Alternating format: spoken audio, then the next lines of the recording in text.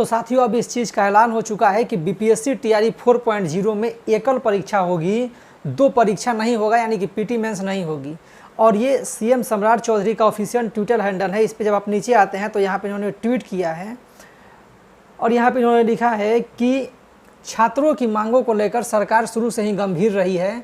अब छात्रों की मांगों के संबंध में निर्णय लिया गया है कि इस बार टीआरई 4 की परीक्षा एकल चरण में आयोजित की जाएगी, यानी कि जो टीआरई 4 की परीक्षा होगी वो एक ही चरण में होगी, वो 2 चरण में नहीं होगी, यानी कि पीटी मेंस नहीं होगा, सिर्फ एक ही एग्ज़ाम होगी। ठीक है, इसके साथ ही 9 अन्य महत्वपूर्ण निर्णय भी लिए गए हैं और यहाँ पे लिखा है कि राज्य सरकार ने विभिन्न परीक्षाओं में सुधार की अनुशंसा देने हेतु, ठीक है, तो इन्होंने क्या क्या 9 डिसीजंस लिए हैं, मतलब टोटल 10 डिसीजन क्या क्या लिया है वो यहाँ पे हम देख लेते हैं।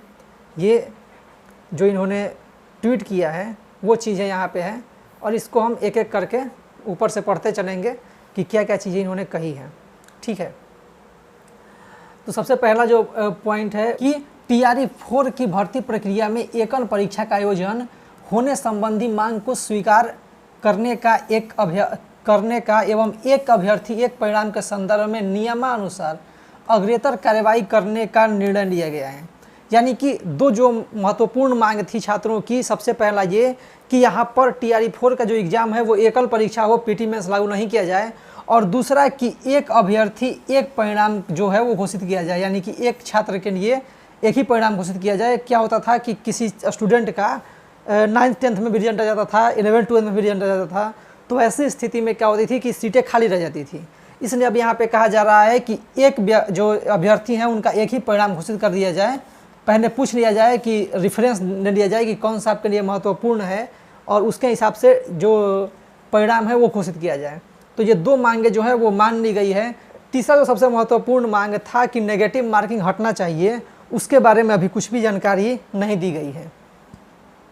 दूसरा जो पॉइंट है इसमें कहा गया है कि मांग पत्र की क्रम संख्या 2, 3 एवं 4 एवं 5 के संदर्भ में 17वीं बीपीएससी की पारदर्शिता के साथ जांच समिति से जांच होने, बिहार कर्मचारी चयन आयोग द्वारा आयोजित तमाम भर्ती परीक्षा समय पर होने, 1799 दरोगा बहाली परीक्षा की जांच, सहायक प्राध्यापक से पहले बिहार पात्रता परीक्षा, यानी कि जो यहाँ पर असिस्टेंट प्रोफेसर की भर्ती होगी उससे पहले बेट जो बिहार एलिजिबिलिटी टेस्ट है वो यहाँ पे करवाने का कहा गया है कि उससे पहले करवाया जाएगा।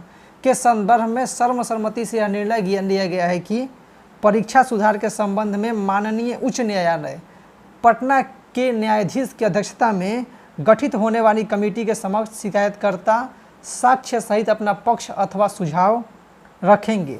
उक्त कमेटी के निर्णय अनुसार कार्यवाही की जाएगी।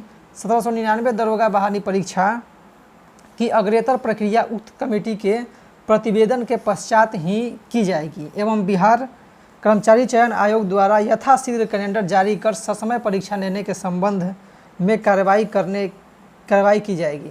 मतलब ये कहा गया है कि 17वीं बीपीएससी के लिए जो छात्र मांग कर रहे थे कि असिस्टेंट जो प्रोफेसर की बहाली होने वाली है उससे पहले बेट लिया जाए, और इसके साथ ही जो इन्होंने और ये 1999 जो दरोगा बहाली था इसके जांच की बात की है, ये सब इन्होंने एक तरीके से कह सकते हैं कि मान लिया है।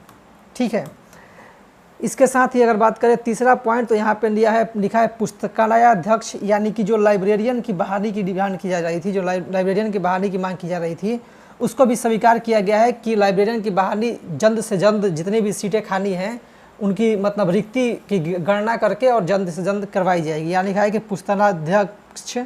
पुस्तकालयाध्यक्ष की बहाली के संदर्भ में रिक्त अनुरूप बहाली प्रक्रिया प्रारंभ किए जाने के संदर्भ में आवश्यक कार्यवाही यथाशीघ्र, ठीक है, प्रारंभ करने का निर्णय लिया गया, यानी कि लाइब्रेरियन बहाली भी होगी।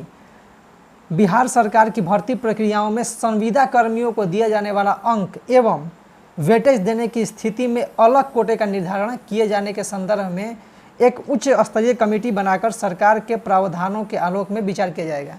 यानी कि पहले जो था कि सभी सीटों पर उनको वेटेज दिया जाता था कि जो संविदा कर्मी है उनको इतना नंबर का अधिक वेटेज दिया जाएगा सभी सीटों पे, लेकिन अब कहा जा रहा है कि नहीं, उनके लिए एक अलग से कोटा बनाया जाएगा और उस कोटे में उनकी बहाली होगी। ठीक है, ये कहा गया है। बिहार के सभी भर्ती प्रक्रियाओं में अधिकतम डोमिसाइल नीति लागू होने के संबंध में, यानी कि बिहार के जितने भी बहाली होगी इसमें जो भी नियमानुसार होगा, जो भी नियम के हिसाब से होगा, न्यायविद जो हैं उनसे जानकारी प्राप्त करके, परामर्श ले करके, और मतलब अधिक से अधिक बिहार के लोगों के लिए, बिहार के छात्रों के लिए डोमिसाइल लागू किया जाएगा। ठीक है। इसके अलावा जो दूसरा पेज है इस पे जो पॉइंट नंबर 6 लिखा गया है, यहाँ पे पॉइंट नंबर 6 आप देख सकते हैं, वो दिया गया है कि भर्ती प्रक्रियाओं में अधिकतम उम्र सीमा के संदर्भ में कमेटी के प्रस्ताव विचारार्थ रखे जाने के संबंध में सर्वसम्मति व्यक्त की गई है। यानी कि कोई जो भर्ती प्रक्रिया हो रही है उसमें छात्रों की मांग थी कि जो उम्र सीमा है वो बढ़ाई जाए, क्योंकि बहाली कई वर्षों से रुकी हुई है। भर्ती प्रक्रियाओं का कैलेंडर जारी होने एवं उसका सख्ती से अनुपालन होने की मांग पर सर्वसम्मति व्यक्त की गई है। यानी कि जो भी भर्ती प्रक्रिया होगी उसका कैलेंडर जारी होगा और उसका सख्ती से पालन किया जाएगा।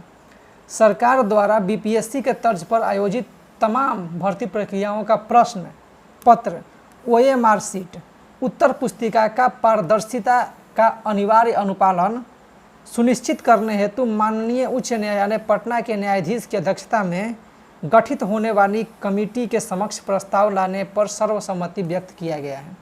यानी कि जो भी भर्ती प्रक्रिया होगी उसका प्रश्न पत्र दिए जाना, ओएमआर शीट दिया जाना, उत्तर पुस्तिका दिया जाना, इसके जो निर्णय है वो उच्च न्यायालय, जो माननीय उच्च न्यायालय पटना है, इसके जो डिसीजन होंगे इसके न्यायाधीश के, उसके आधार पर किया जाएगा।